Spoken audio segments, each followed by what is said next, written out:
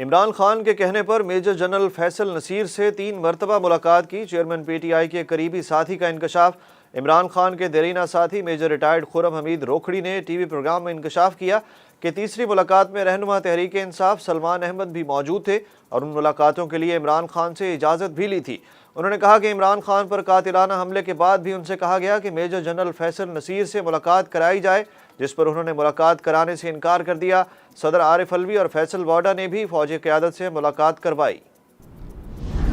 Long march سے جمہوریت کو کوئی خطرہ نہیں، سابق وزیر اعظم عمران خان کا جرمن میڈیا کو انٹرویو۔ عمران خان نے اعتراف کیا کہ اپنی حکومت میں قانون کی حکمرانی کا نفاذ نہ کر سکا۔ میرے دور حکومت میں طاقتور اور کرپٹ کو قانون کے کٹہرے میں لانے کا اختیار نہیں تھا۔ انتخابات کے حوالے سے چیئرمین پی ٹی آئی نے کہا کہ میرے پاس قبل از وقت انتخابات کے مطالبے کے علاوہ کوئی چارہ نہیں تھا۔ ان کا کہنا تھا کہ مجھے مذہب کا سہارا لے کر قتل کرنے کی کوشش کی گئی۔ ستمبر میں اس بارے میں پہلے ہی خبردار کر چکا ہوں۔ مجھے یقین ہے کہ آئندہ الیکشن میری جماعت ہی جیتے گی۔ شہباز شریف لندن کیوں گئے؟ وزیر دفاع نے بتا دیا۔ خواجہ آصف کہتے ہیں شہباز شریف نواز شریف سے آرمی چیف کی تعیناتی پر رہنمائی لینے آئے ہیں۔ ملاقات میں آرمی چیف کی تعیناتی پر بات چیت ہوئی۔ ان کا کہنا تھا کہ ملاقات میں آرمی چیف کی تعیناتی پر کوئی حتمی فیصلہ نہیں ہوا۔ آئی ایس پی آر کا بیان بھی ایک اشارہ ہے۔ میرا خیال ہے 1-2 روز میں کچھ نہ کچھ سامنے آ جائے گا۔ ہم نے تعیناتی پر مختلف حلقوں کی جانب سے دباؤ پر ہتھیار نہیں ڈالے۔ اگر سمری 18 نومبر کے بعد آتی ہے تو پرانی روایت برقرار رہے گی۔ آرمی چیف کی الوداعی ملاقاتوں کا سلسلہ 5-6 روز سے جاری ہے۔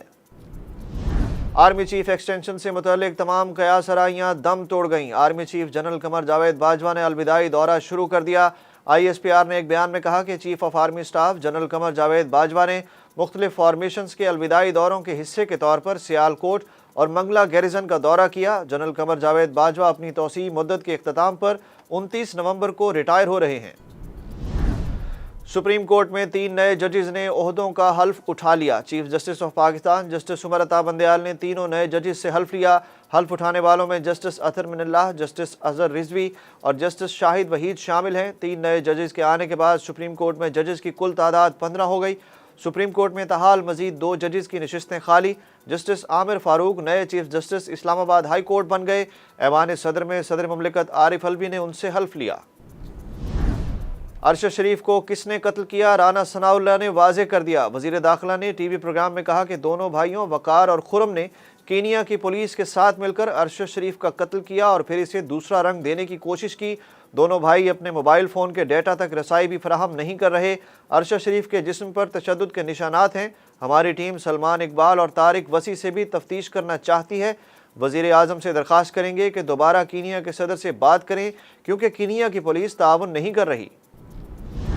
برطانوی عدالت نے ڈیلی میل کیس میں وزیر اعظم شہباز شریف کی حکم امتناع کی درخواست خارج کرتے ہوئے انہیں مزید وقت دینے سے انکار کر دیا۔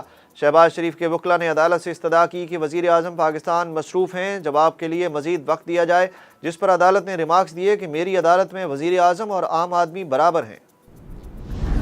حکومت نے لندن میں موجود قائد مسلم لیگ نون اور سابق وزیر اعظم نواز شریف کو سفارتی پاسپورٹ جاری کر دیا۔ نواز شریف کے خاندانی ذرائع نے تصدیق کی ہے کہ سابق وزیر اعظم کو سفارتی پاسپورٹ مل گیا۔ دوسری جانب نواز شریف کا بھی کہنا ہے کہ سفارتی پاسپورٹ ان کے پاس کئی دن سے موجود ہیں۔ حکومتی ذرائع کے مطابق وزارت خارجہ کی حتمی منظوری کے بعد نواز شریف کو آئندہ 5 سال کے لیے پاسپورٹ جاری کیا گیا۔ تحریک انصاف کے حقیقی لانگ مارچ کا آغاز آج گجرات سے ہوگا۔ Chairman P T I March سے آج بھی ویڈیو لنک خطاب کریں گے۔ دوسری جانب عمران خان کی ہدایت پر پی ٹی آئی کا ملک بھر میں دھرنے ختم کرنے کا اعلان۔ عمران خان کی اگلی ہدایت تک کارکنان گھروں کو روانہ ہو گئے۔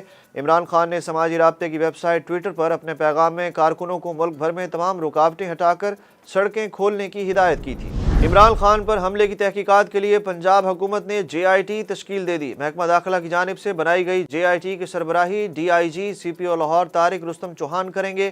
محکمہ داخلہ پنجاب نے پنجاب پولیس کے سربراہ فیصل شاہکار کی درخواست پر جے آئی ٹی تشکیل دی۔ افغان دارالحکومت کابل میں خواتین کے پارکوں میں جانے پر پابندی لگا دی گئی۔ طالبان حکومت نے پابندی کی تصدیق کر دی۔ غیر ملکی میڈیا رپورٹس کے مطابق افغان خواتین کو کابل کے پارکوں میں داخلے سے منع کر دیا گیا۔ طالبان حکومت کی وزارت اخلاقیات کے ترجمان نے واضح نہ کیا کہ یہ پابندیاں کس حد تک لاگو ہوں گی۔ रुपए की फिर बेकदरी, अमरीकी डॉलर की कीमत दोबारा बढ़ने लगी। इंटरबैंक मार्केट में डॉलर की कीमत में 33 पैसे इजाफा। अमरीकी करेंसी 221 रुपए 75 पैसे पर ट्रेड कर रही है। T20 वर्ल्ड कप फाइनल से पहले ही मेलबर्न में बारिश हो गई। ऑस्ट्रेलियाई महकमा मौसमियात के मुताबिक एतवार को फाइनल के मौके पर बारिश का 95% इम्कान है, जबकि पीर को भी बारिश के 95% इम्कानात की पेशगोई की गई है। पाकिस्तान क्रिकेट टीम के मेलबर्न पहुंचने पर बारिश शुरू हुई तो टीम ने इंडोर ट्रेनिंग का प्लान बनाया, लेकिन कुछ देर बाद बारिश थम गई और धूप निकल आई, जिसके बाद पाकिस्तान टीम ने नेट एरिया में प्रैक्टिस सेशन किया। और सेमीफाइनल में शिकस्त के बाद भारतीय कोच राहुल द्रविड़ समेत तमाम कोचिंग स्टाफ को आराम पर भेज दिया गया। दौरा न्यूजीलैंड में VVS लक्ष्मण भारतीय टीम के कायम मकाम कोच होंगे। भारत को शिकस्त पर भारतीय शायकीन की सोशल मीडिया पर शदीद तनकीद जारी।